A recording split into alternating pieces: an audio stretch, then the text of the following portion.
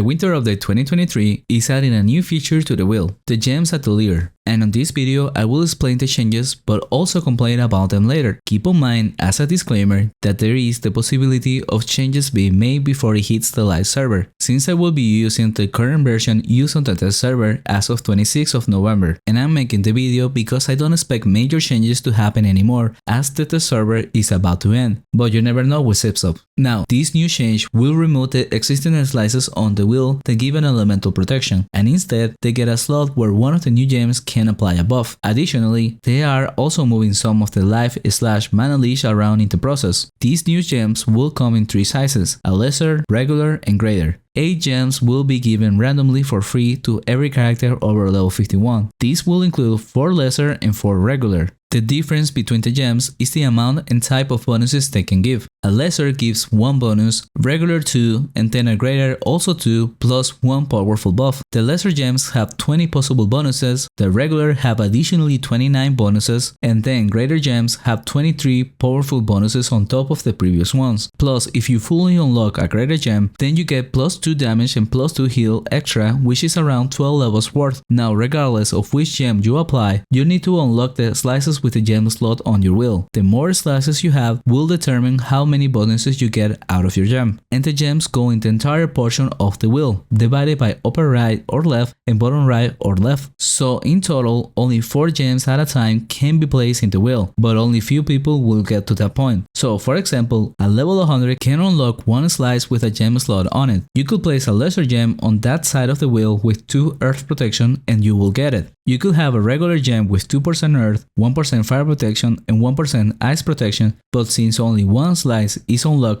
then you will only get the first bonus, in this case the 2% earth protection. Same goes with the greater gem. If it has 2% earth, 1% fire and ice, and damage increase on exo spell, you still will only get 2% earth as a level 100. So in order to unlock the bonuses of the gems, for a lesser you need at least level 100, for a regular you need at least level 275, and for a greater gem you need at least level 525. However, keep in mind that's the minimum level requirement, and that will also make you have a less than ideal wheel build. So in reality, at least as a Nikke, using my own guide as reference, I will get the bonus of a lesser at level 200 and 2 lessers at level 300, then a regular at maybe level 350, 1 regular and 1 lesser at level 625, and then 1 greater with 1 lesser at level 775. So that should give you an idea who this new system is for, the higher levels. Even though you still get some benefits, this is more focused towards the higher levels. But the other goal of cipsoft is to create yet another terrible money sink, because I have yet to talk about how you get the gems. The gems are divided by vocation, and they can be looted from influence creatures, aka those with dust on it, and archfold bosses, which include a ton of them. But these only drop lesser and regulars. The greater are dropped by fiendish creatures, but the drops are not guaranteed, so getting them should be somewhat rare. However, what you actually loot is a raw gem. In order to reveal the bonuses for the gem, you must pay a gold fee. At the making of this video, that will be 125k for a lesser, 1kk for a regular,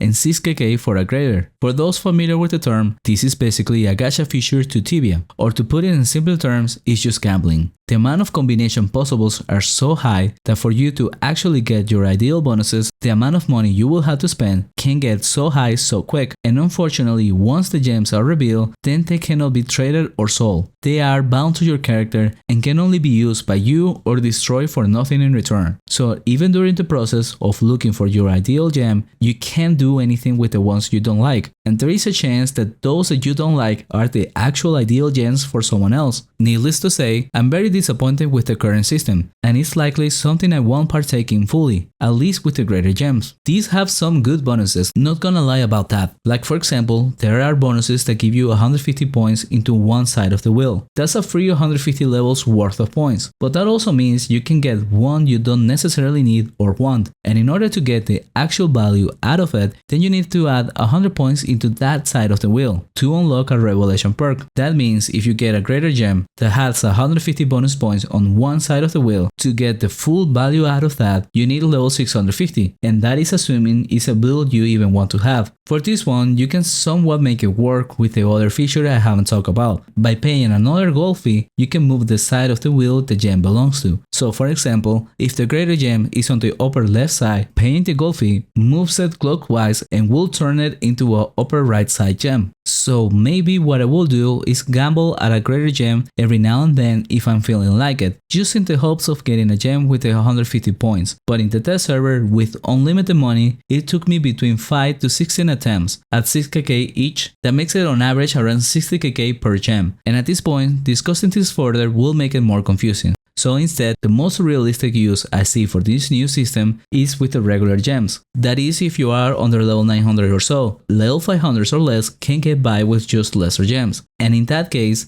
I will be more inclined to gamble some money to look for different elemental protection gems, so that I can switch around based on the spawns I go. And that is the most realistic way to go with the new system. Personally, if I had a say on this, here are some ideas. I will include the greater gems as drop from bosses. I don't understand why make it from fiendish creatures. Next, even as a gold sink, it's too expensive and only few people can properly use it. So I will look for ways to make it cheaper once you are part of the system. Like I mentioned earlier, if I reveal a greater gem I don't want to use, then I should be able to trade it with players to get some money back. That will include some people that are not willing to gamble to still join in the system by buying a greater gem from someone else at a potentially less cost of making one, or keep the gems character bound upon revealing, but switch the gold cost to instead of revealing to when they are equipped. Also, if I get a gem that is close to the one I'm looking for, there should be another option of paying a gold fee to reroll a particular bonus. This could work to make it cheaper while also keep the gambling and money sink feature. And that's all I got for now. If you want to share your ideas on how to improve this new feature, use the comments below, or perhaps go straight to the test forums and maybe we still get some changes before it hits the live server. Thank you for watching, and a special thanks to the supporters of the channel, Tuna Hero, Nightstar and Torta Slasher.